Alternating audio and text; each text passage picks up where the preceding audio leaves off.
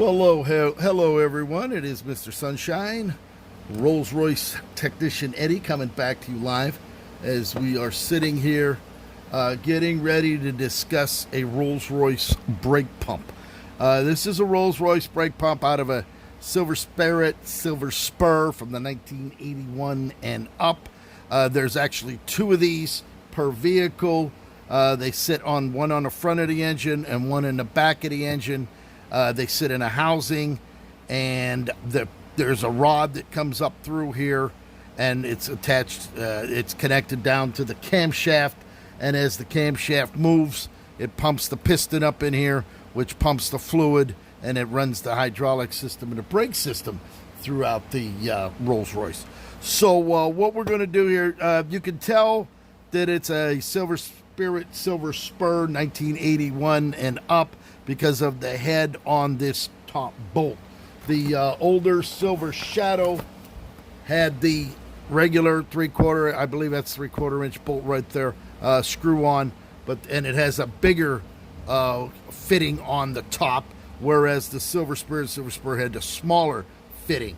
So we're going to just study this. These are cranked down real tight, and you're going to need a special wrench. This is a special wrench that's made for this. As you can see, it sits right down on there. You don't use vice grips, you don't use pliers, you don't use channel locks. You got to use the right piece of equipment. The only one that I know that makes this tool right now in the entire planet would be Kelly Upvar, the master machinist at British Tool Works over there at Orium, Utah. So he would be the man. If you're going to be rebuilding your own or you're going to do them, you got to get the proper tools. You cannot be pounding this out with a as a matter of fact, I have one. I just saw someone used an air impact wrench and literally chewed up these here. Okay, you got to have the right tool, and this right here, another tool, master machinist Kelly Upvar from British Tool Works. This is made out of aircraft steel, top of the line. Probably got a lifetime warranty, short of smashing these down with a hammer. And this actually is made to fit right on here. It's a tight fit too, so you got to make just like that. You can see that, a perfect fit.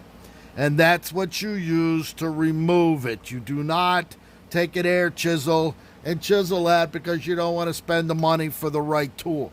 All right, any idiot can take an impact and jackhammer and round out the sides of it, and literally, as a matter of fact, I'll show you one from a previous operator. Here, you can see the difference, okay? This one has been untouched. This one, look at that. They took an impact wrench and jackhammered to try to get it out of the thing, and they destroyed it. All right, I went ahead and cleaned it up with the Dremel. I had to cut it out, but it fits on now. But you can see, look at that sloppiness. You know, look at that. They just destroyed those two fittings right there, the two knobs. They actually tried chiseling on that one as well. So you got to have the right tools in order to operate and do this stuff correctly. So this one hasn't been damaged. It's still in great shape. So what we're going to do, we're going to show you how to disassemble this. There's actually 3 O-rings in here, the 2 outer ones, and there's one on the inside.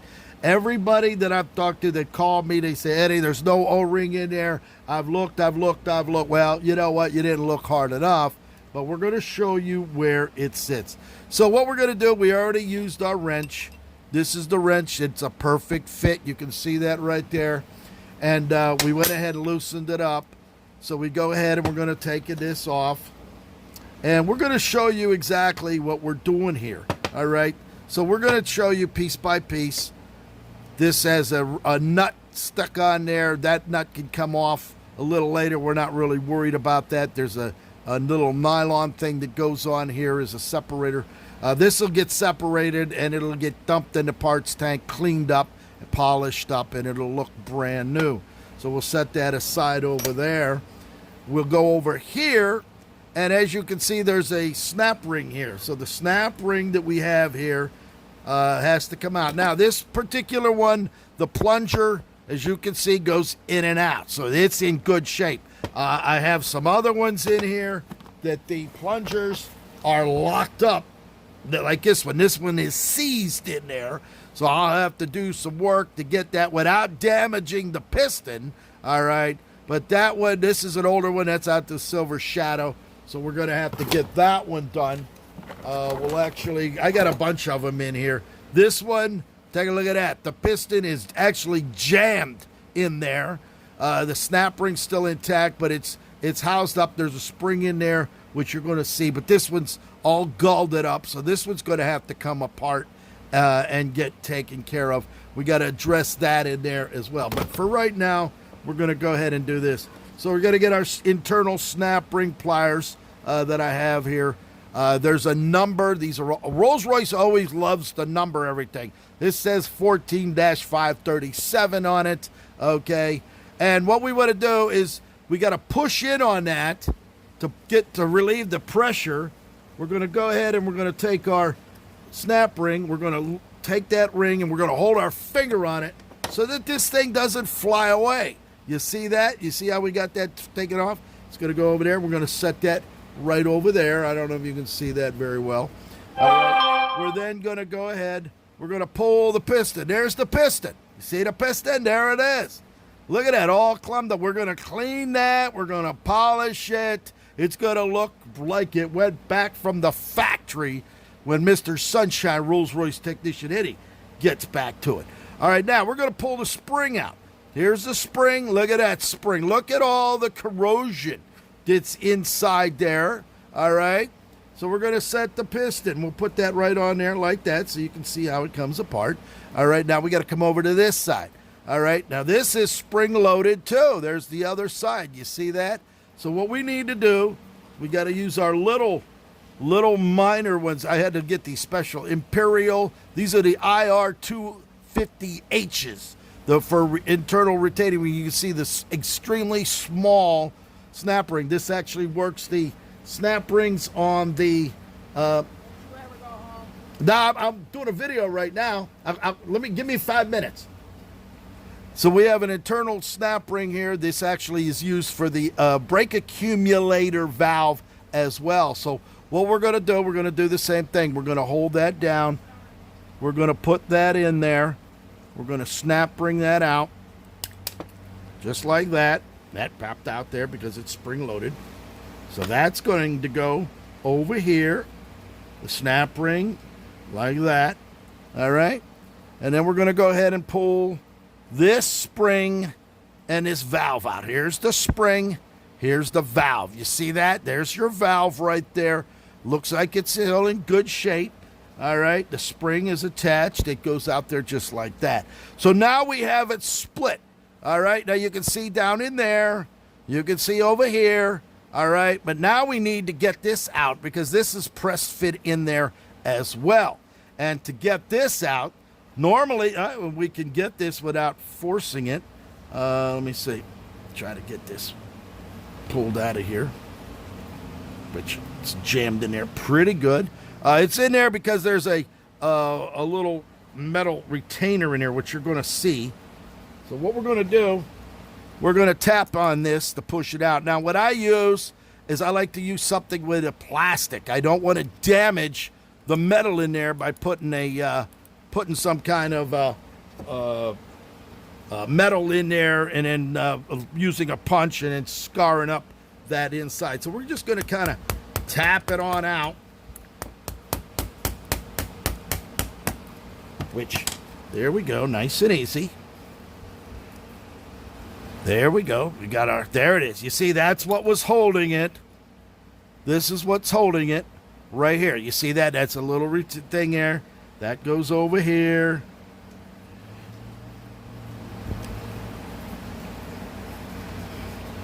And then we go ahead. We have a ring here. That's a little wave washer. And this is a special metal washer. That's the special metal washer. And then there's your valve right there. Okay, you see the valve? It's got the holes in it. You got this recessed concave. It sits in there like that. And then we're going to go ahead and we're going to push the rest of it out.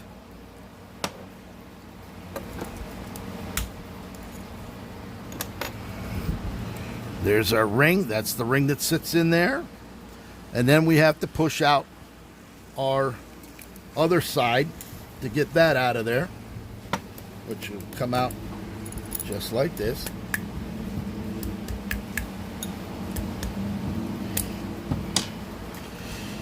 Once we push that out, there's our valve. See that? There it is right there.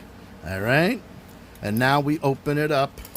And now you can see all the dirt in there, the years, 30 years, some from 1980. So from 80 up to now, 30, 40 years of dirt and debris. All right. So now you could look down in there and they say, well, where's the washer? Where's the O-ring? Well, I want to show you where the O-ring is. We're going to actually turn a little light on the subject here. There we go. There you go. So you're going to look down in there, and right here, right there, I don't know if you can see it, right there, there's the O-ring. So we're going to take, I got a little punch here. You're going to slide in there.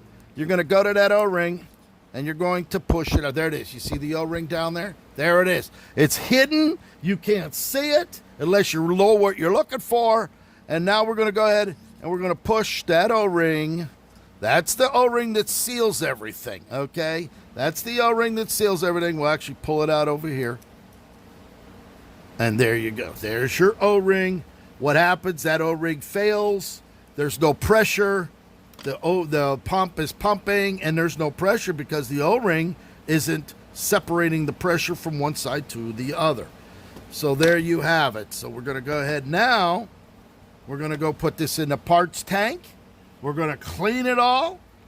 I'm going to scrub it all down. We're going to take these off, see, because what we're going to do is we're going to replace you're going to get it when you get the replacement kit.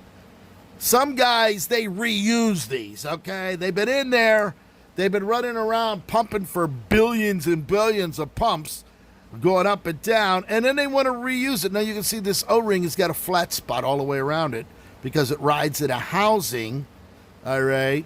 And that's why you have to put, after 30 or 40 years, when you don't have any brake pressure, you got to do this right, okay? You can't use pliers. You can't use channel locks. You definitely can't use impact wrench and destroy the thing. You got to see how rubber, it's really tough because the rubber's old. Okay, it's old. We take that off, and there you have it. So we'll go into the parts tank now, and we'll set that. As a matter of fact, you know what? I'm going to take you to the parts tank. We're going to walk over there right now.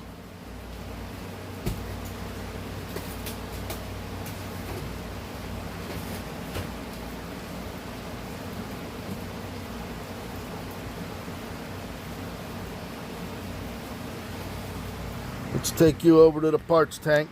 I'll take it right over here. This is my big parts tank. This is the one that I redid. I put a filter on it. I ran new tubing, ran it up here. I put my parts right in there. And by turning on the switch, there you go. You get the fluid coming out of the brush here. And now all I got to do is let this run through there. Clean this up real good and get the rest of the parts in so that they can be nice and clean. I also put on here a heater. Here's your heater. This is one of the old-fashioned magnetic plug-in heaters, and it heats up the fluid in there. All right, this is odorless mineral spirits, so it's got a very high flash point, so we don't have to worry about anything here. It doesn't get that hot, but it gets it warm enough so that it makes it a lot easier as far as the cleaning is concerned here in sunny South Florida. So there it is, Mr. Sunshine. I'm going to get the rest of the parts and I'm going to clean them all, and then we'll get ready for the rebuild.